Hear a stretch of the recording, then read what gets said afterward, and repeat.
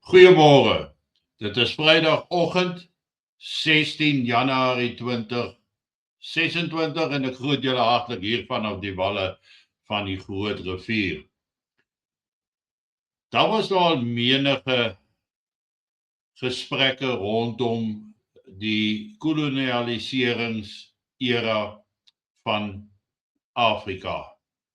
Daar word altyd verwys dat al wat die koloniale okkupasie beteken het, was dit alles wat in Afrika bestaan het of uitgeneem is tot voordeel van die kolonialiste. Met ander woorde, die kolonialiste het eintlik niks gedoen nie. En dan ken ons die frase decolonize. Ons moet die land decolonize. En hulle kry dit baie goed reg as ons kyk hoe lyk die verval en vernietiging in Suid-Afrika.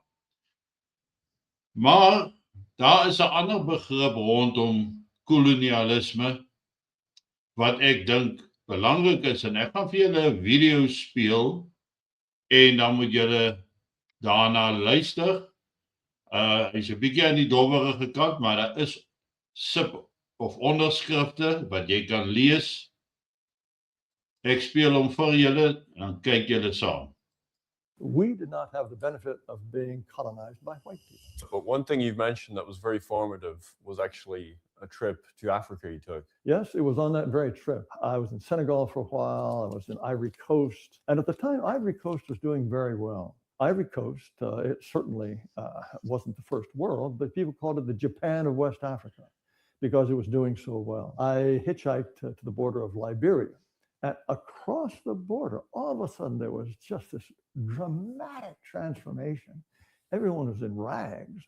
There were potholes big enough to swallow a Mack truck. All the buildings were tumbled down. And as was my practice at the time, I was 19 years old. I went to the capital and I went to the university because you could always meet interesting people, young people. And I asked one of the men I met there, I don't mean to be rude, but why is your country such a mess compared to Ivory Coast right next door? He said, oh, that's an easy question to answer. We did not have the benefit of being colonized by white people. And at the time, as a 19-year-old liberal, I was quite horrified. I'd always thought, or I'd been told, colonization was this ruthlessly exploitative thing. I suppose I'd never thought about it, but if you'd asked me, I would have imagined that the Africans would have invented nuclear reactors and jet engines if we'd just left them alone. I was full of silly ideas, but this guy, to put it so bluntly, that quite staggered me. Yeah, I didn't immediately turn into a race realist, but that was, in retrospect, one of the channel markers.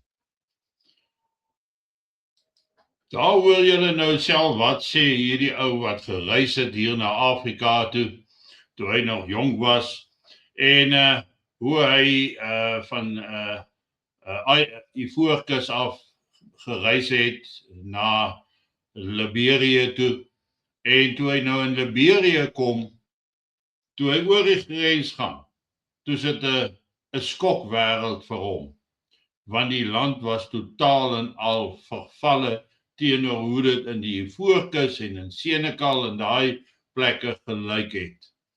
En hy vra toe 'n student daarso, hoekom is julle land so gemors? En die student antwoord hom baie eerlik reguit. En hy sê, ons het nie die voordeel gehad van kolonialisering van ons land deur wit mense nie. Ek dink daar staan iets nogal baie sterk uit. Ons het nie die voorreg gehad van kolonialisering deur wit mense nie. Nou ja, dan het daar nou natuurlik baie duidelik sê hulle hier dat die gekolonialiseerde lande lyk eintlik beter as die wat nie gekolonialiseer was nie. En ek gaan nou hierdie ene 'n bietjie later speel. Ek wil net hierdie op die skerm sit. Dan kyk ons nou na wat het gebeur die afgelope 30 jaar, hoe het ons universiteite agteruit gegaan, ons colleges, meeste tot niet opgegradeer na universiteite toe.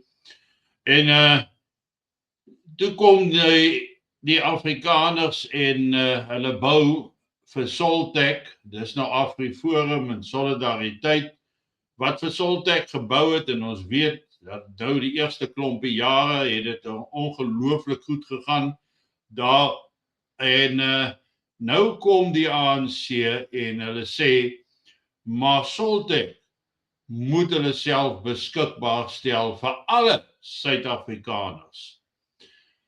En dis typies van hoe hulle is en hoe hulle dink, want hier is nou 'n werkende universiteit, goed funksionerend, welvarend, nou wil hulle deel wees daarvan. En dis die siekte dwars oor Afrika. Daar lê 'n stuk landbougrond, niemand doen iets nie. Maar wanneer hulle daai grond vir 'n boer gee en die boere die grond ontwikkel, 'n opstal gebou, hy het store gebou, hy het die lande skoongemaak, hy het begin plant. As daai tweede jaar se oes afkom, dan wil hulle daai plaas hê. Want nou is hy ontwikkel, dan wil hulle hom hê. En hier sien ons 'n baie soortgelyke ding gebeur met hierdie aandrang op Soltech. En dan daai die feit dat hulle net wil hê en alle eer wil ontvang in die proses, maar ek wil vir julle gou hierdie screen stuk wys.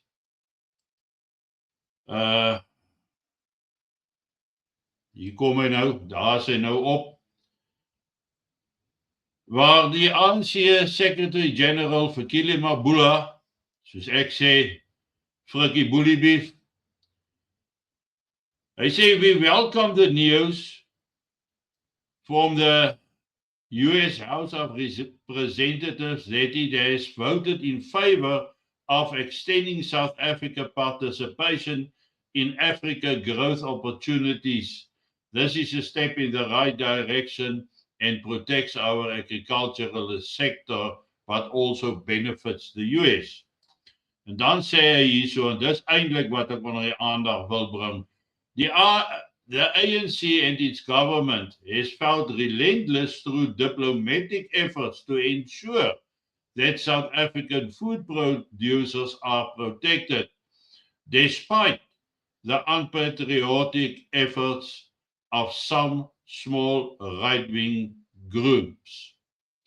So hier kom Fikile en hy wil nou vir die ANC die lof kry vir wat daar gebeur het en gesê is. Maar nou sê hierdie Joshua Meservey, I've met with many of the delegations into Washington who are critical of the South African government. They all strongly oppose the tariffs and rescinded SA's AGOA access. They have more credibility in DC than the ANC or the South African government. So if SA avoids the tariffs, they likely have those delegations to thank. So hierdie Amerikaners sê, julle behoort nou eintlik vir Amerika dankie te, vir Solidariteit dankie te sê, vir die feit dat AGOA staande gebly het. Dat hulle niks reg gekry het op hulle eie nie. In plaas daarvan om te praat van hierdie small right-wing groups wat nou gaan moeilikheid maak het in Amerika, is dit eintlik hulle wat die landse boere gered het met daardie, nie gered het nie, maar tot hulle redding gekom het ten opsigte van AGOA. En dat hulle 'n verlenging ervaar van die AGOA ooreenkoms. Hier sê die Amerikaner, dis te danke aan daardie groeperinge soos Solidariteit, soos AfriForum, soos die Vryheidsfront se mense wat daar was, en soos Ernst Roots wat daar was in Amerika. So dit is eintlik ongelooflik hoe die ANC net eenvoudig vir hulle klomp goed toeëis. 'n Klomp dinge wat hulle nie toekom nie.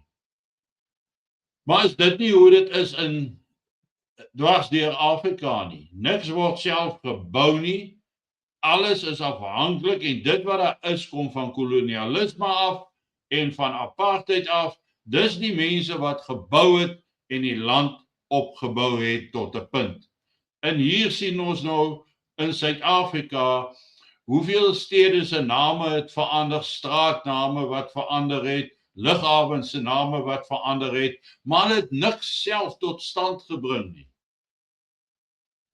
Nou kom hulle na Soltech toe, wat gebou is sodat blankes, wit mense kan gaan studeer sonder om aan universiteits quotas blootgestel te word. Want net 'n sekere aantal wites mag ingeneem word per universiteit. Nou ja, wat is die oplossing daarvoor? Bou jou eie. En dis presies wat AfriForum en Solidariteit gedoen het. En dit is eintlik fantasties om toe te dink, maar hier kom die ANC en hy sê, maar julle moet ook ander rasse toelaat by Soltech.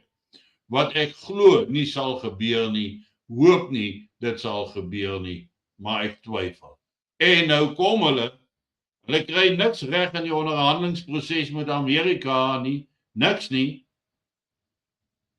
Maar nou kom hulle en hulle sê, dis hulle optrede en hulle baie goeie onderhandelingsvermoëns wat uiteindelik ten spyte van die pogings van AfriForum en Solidariteit om dit te verongeluk, het hulle nou AGOA behou.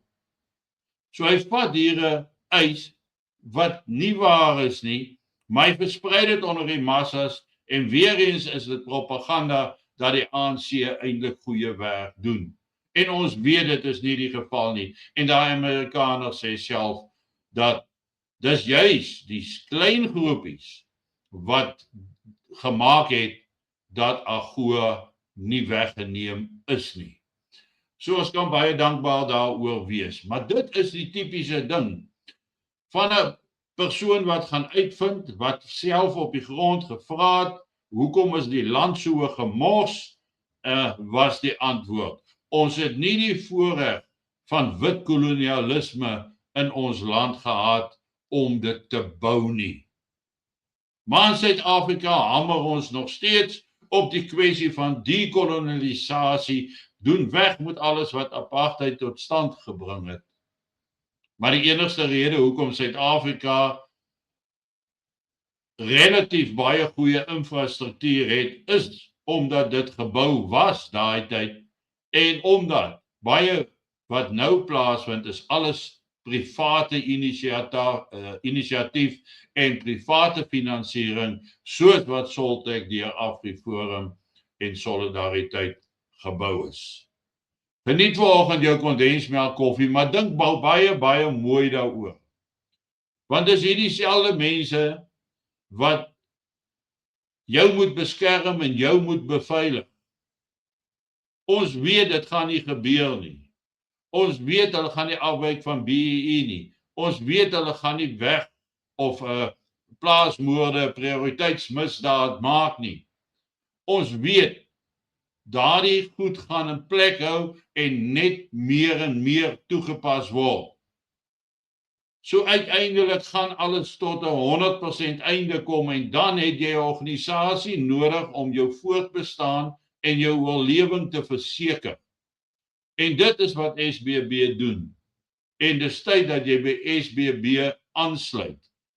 Daar sit die webtuiste waardeur jy kan aansluit en as jy nie regkom nie, gebruik die skakel van die verwysing van die e-posadres of 'n telefoonnommer, kry dit op die webwerf, kontak die kantoor, raak deel van hierdie organisasie waar elke lid tel en ons moet elkeen kan akkommodeer in 'n poging om uiteindelik ons land van totale ondergang te red.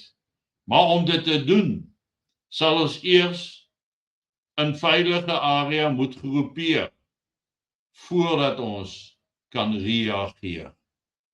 En dis belangrik om te onthou. Gooi nou maar nog 'n kondensmelk koffietjie vir jou in en ek praat weer met julle maandagooggend.